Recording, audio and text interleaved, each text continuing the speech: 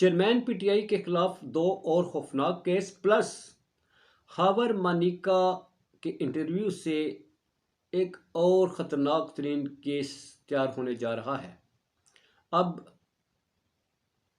آج کا جو کیس ہے، سائفر کیس میں جو چیئرمین پی ٹی آئی کو بڑی کامیابی ملی ہے، اس کے بعد یہ کیسز کیا رخ اختیار کرتے ہیں، چیئرمین پی ٹی آئی کو ہٹایا جا سکتا ہے یا نہیں ہٹایا جا سکتا، اور عوام اس کو کیا کہتی ہے، اس پہ بات کرتے ہیں۔ بسم اللہ الرحمن الرحیم۔ بریکنگ آل میں اس کے ساتھ ناظرین کرام، میں ہوں فیصل سعید۔ امید کرتا ہوں آپ جہاں بھی ہوں گے آپ تعالیٰ کی پناہ میں عافیت سے ہوں گے۔ 200 کے قریب کیسز بنے جس شخص پہ، اور ہر کیس کو اس طرح سے بنایا گیا کہ اس کو راستے سے ہٹایا جا سکے۔ سب سے خطرناک ترین 2 کیسز تھے، ایک توشہ خانہ کیس اور دوسرا سائفر۔ سائفر تو اتنا خطرناک تھا کہ اس کے اندر پھانسی کی اور عمر قید کی سزاؤں کا جو ان دنوں کافی پروگرام چل رہے تھے، ہر ٹی وی چینل پہ یہ پروگرام چل رہا تھا، کیا سزا ہوگی جی۔ اور آج جو کیسز کھل گئے ہیں، آج کے سائفر کے غبارے سے ہوا نکلنے کے بعد آج جو اور خطرناک کیسز ہیں اس کا احوال، اس پہ بات کرتے ہیں۔ میرا یہ چینل پلیز سبسکرائب کر دیجیے گا، بیل آئیکن کا بٹن دباتے ہوئے اینڈ تک دیکھنے کے بعد اپنے قیمتی مشورے سے ضرور آگاہ کیجیے گا۔ ناظرین کرام، آج آپ نے دیکھا کہ چیئرمین پی ٹی آئی کو سائفر کے کیس میں اس کو جس طریقے سے اس کی گزشتہ ٹرائل کو کالعدم قرار دیا گیا، اس میں کافی حلقوں میں ایک ہلچل سی مچی ہے، اسپیشلی نون لیگ کے کیمپ میں، پیپلز پارٹی ہو، اس میں مچی ہے یا نہیں مچی ہے، مگر جن کی خواہش تھی کہ چیئرمین پی ٹی آئی کو ہٹایا جائے، راستے سے بالکل واش آؤٹ کیا جائے، ہینگ کیا جائے اور عمر قید کے لیے ڈالا جائے تاکہ ہمارا راستہ ہموار ہو سکے، کیونکہ عوام میں تو راستہ ہموار نہیں ہو سکتا، ہٹا دے تب بھی آپ کا کام نہیں بنتا۔ تو اب اس فیصلے کے آنے سے پہلے خاور مانیکا صاحب کو لایا گیا، ان کا انٹرویو کرایا گیا،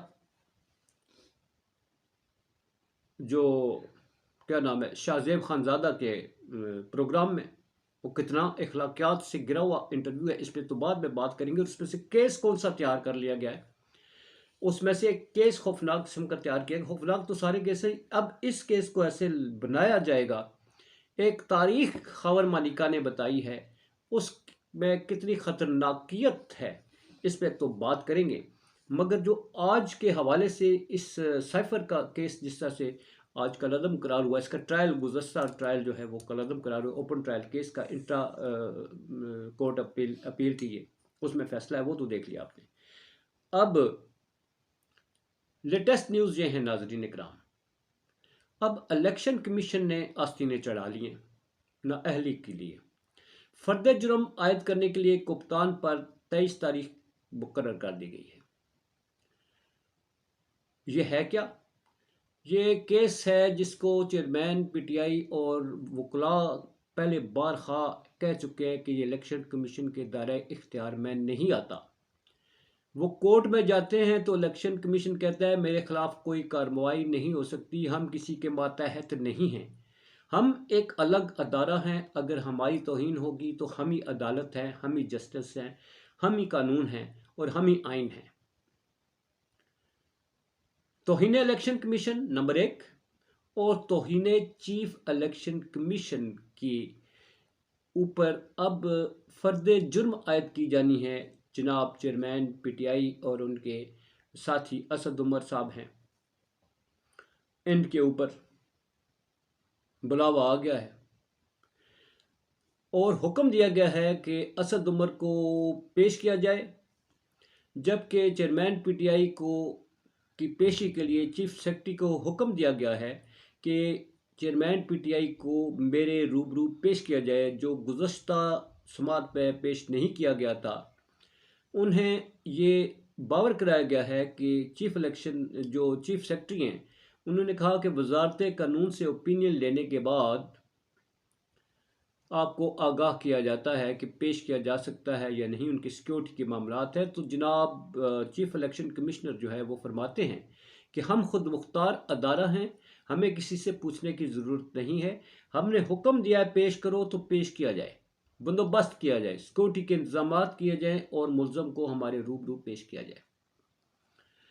اس ملک کے قوانین عجیب ہیں، عدالتیں بھی ایسی ہیں کہ جہاں پر اس کو دائرہ اختیار کو چیلنج کیا گیا، ابھی تک فیصلہ نہیں. جہاں بھی فیصلے آتے ہیں اسپیشلی اسلام آباد ہائی کورٹ میں جتنے درخواستیں پڑی ہوئی ہیں وہ سب فیصلے محفوظ ہیں یا پینڈنگ میں ہیں. جب کوئی ہی اس کے مخالف فیصلہ آتا ہے اس کے بعد وہ فیصلہ کیس کھولا جاتا ہے تو فیصلہ آلریڈی ہو چکا ہوتا ہے، کہیں مخالف ہو چکا ہے تو عدالت سے فرمان آتا ہے یہ تو ہو چکا ہے، اب ہم کیا کریں. تو معاملات اس طرح کے چل رہے ہیں. ناظرین کرام، آپ کو بتانا تھا کہ یہ 2 اور کیس ہیں جی، اس میں بھی نااہلی کی تلوار لٹکائی گئی ہے. ویسے توشہ خانہ کیس میں بھی نااہلی تھی، اس میں تو سائفر میں سزائے موت کے ساتھ عمر قید اور یہ کچھ تھا کافی کچھ، اب اور کھل رہا ہے. اب اس سے بھی خطرناک کیس جو ہے خاور مانیکا صاحب کا انٹرویو. ناظرین آپ کو معلوم ہے کہ جو آنریبل جسٹس ہیں، جو جسٹس اسلام آباد جو آج 2 رکنی بینچ ہے، اس بینچ کو دیکھتے ہوئے حکومت کو اندازہ تھا کہ یہ کیس جو ہے کیا رخ اختیار کرے گا، اس کا فیصلہ کیا سکتا ہے. اس سے پہلے خاور مانیکا صاحب کا ایک انٹرویو لگایا گیا، اس کے بڑے چرچے سوشل میڈیا میں، اس کے اچھے خاصے پروگرام لے دے بھی ہو رہی ہے. خود جو اپرووڈ چینل ہیں جن پہ پابندی ہے چیئرمین کا نام لینے سے، وہاں بھی کچھ خاصی اس میں پائی جاتی ہے ریزرویشن کہ ایسا نہیں ہونا چاہیے تھا. شاہ زیب خانزادہ صاحب نے اپنا جو کریڈیبلٹی ہے وہ تو اس پر داغ لگا دیا ہے. چیئرمین پی ٹی آئی کی کریڈیبلٹی اور اس کی کریکٹر اسیسینیشن کرتے کرتے انہوں نے اپنی کریڈیبلٹی کو جتنا بڑا ڈنٹ ڈالا ہے، میرا خیال تاریخ پہ کسی اور کا ڈنٹ نہیں ڈلتا. ایسا نہیں ہونا چاہیے. خاور مانیکا صاحب چیئرمین پی ٹی آئی کی اہلیہ کے سابق شوہر ہیں. سابق شوہر تو ریحام خان کے جو ہیں وہ عمران خان بھی تھے. ان کے بارے میں جب بھی بات کی گئی کہ ریحام خان آپ کے بارے میں یہ کہتی ہے، اس نے کتاب میں یہ لکھا ہے یہ لکھا ہے، تو چیئرمین پی ٹی آئی نے اس پہ کبھی بات نہیں کی. اس لیے بات نہیں کی کہ چیئرمین پی ٹی آئی کا ایک کریکٹر ہے کہ عورتوں کے بارے میں بات نہیں کروں گا، جو میرے جس سے تعلق رہا ہو اسے تو بالکل بات نہیں کرنی. مصطفیٰ خرس کی مثال آپ کے سامنے ہے. ان کی سابقہ اہلیہ نے کیا کچھ نہیں لکھا. مصطفیٰ خرس سے کہا گیا، انہوں نے کہا نو کومنٹس. میرا اس کے ساتھ تعلق رہا ہے، میری لائف پارٹنر رہی ہے، اس لیے میں اس کی کریکٹر اسیسینیشن نہیں کروں گا. مگر خاور مانیکا صاحب کیسے ہیں، کتنے اخلاق سے گراؤ انٹرویو دیتا ہے. وہ جو شخصیت جس کے ساتھ ان کا تعلق رہا ہے، کبھی ایسا بھی کوئی کرتا ہے؟ کوئی اتنا اخلاق سے گر چکا ہوتا ہے کہ وہ اس قدر گری ہوئی اخلاقیات سے بات کرے کہ جس کا واویلا دنیا میں مچ گیا ہے. گویا جس شخص کو ڈیمیج ڈالنا تھا اس کو تو نہیں ڈالا، کیونکہ لوگ کہتے ہیں، ساری عوام کہتی ہے. پوچھا گیا سب سے کہ جناب یہ تو خاور مانیکا صاحب کا شوہر یہ کہتے ہیں، تو آپ اس پہ بلیو کرتے ہیں؟ لوگوں کا موقف یہ ہے کہ یہ چیئرمین پی ٹی آئی کو اس کو گندا کرنے کے لیے جو کچھ مرضی کر لیں، ہم چیئرمین پی ٹی آئی کے ساتھ ہیں. یہ خاور مانیکا 1000 دفعہ جو حلف اٹھا کے کسی بات کا یقین دلائے تو ہم اس پہ بھی یقین نہیں کریں گے. اس سے بڑھ کے اور اعتماد کی کیا بات سوچ سکتی ہے کہ جس پر لوگ اتنا اعتماد کرتے ہیں. ابھی تک ہر مہم جو ہی آپ کی کم ناکام ہوئی ہے، مگر ایک وتیرہ رہا ہے، مگر یہ قابل مذمت ہے. نون لیگ کے دور میں بینظیر بھٹو صاحبہ کی قابل اعتراض تصاویر ایڈٹ کر کے وہ جہازوں سے پھینکی گئی تھیں ان کی کریکٹر اسیسینیشن کرنے کے لیے. اب بشرا بی بی ہے، ان کے خلاف جو مہم چلائی گئی ہے یہ قابل مذمت ہے. کوئی بھی خواتین ہماری ساری یہ ہماری خواتین جو ہے ان کو جو مقام حاصل ہے وہ کسی کی ماں ہے، کسی کی بیٹی ہے، کسی کی بہو ہے، ٹھیک ہے جی، اور کسی کی بیوی ہے. اس لیے سب کا مقام اپنا اپنا ہے، کسی کے بارے میں. اب کوئی اگر کل اٹھ کے مریم صاحبہ کی توہین کرے، اس طرح کی جو کریکٹر ایساسینیشن کرے، تو ہم اس کی بھی مذمت کریں گے. اس لیے کہ اخلاق سے گری ہوئی حرکت کوئی بھی کرے اس کی مذمت ہونی چاہیے، بلکہ اس کا بائیکاٹ ہونا چاہیے. تو اب اس خاور مانیکا صاحب کے انٹرویو میں خاص بات جو ناظرین کرام وہ یہ ہے، تاریخ ہے ایک خاص طلاق کی. وہ کہتے ہیں جس ڈیٹ کو میں نے طلاق دی ہے وہ عدت پوری ہونے سے پہلے کی ڈیٹ ہے جس میں خان صاحب نے نکاح کر لیا. آپ کو معلومات کے لیے یہ عرض کرتا چلوں کہ یہ کیس جو ہے اسلام آباد ہائی کورٹ سے پہلے ہی فارغ ہو چکا ہے. یہ وفاقی شرعی عدالت میں کیس آیا، وہاں سے بھی فارغ ہو چکا ہے.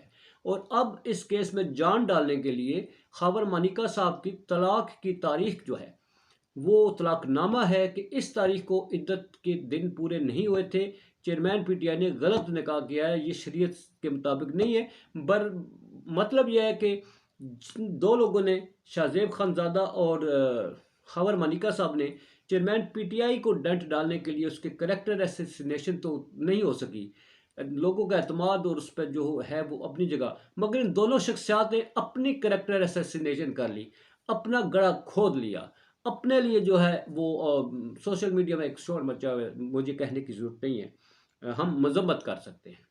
اب اس کیس کی امپارٹنس یہ ہے کہ اب اس کو لے کے دوبارہ سے اس گڑھے مردے میں اور مردہ گھوڑے میں جان ڈالنے کی کوشش کی ہے۔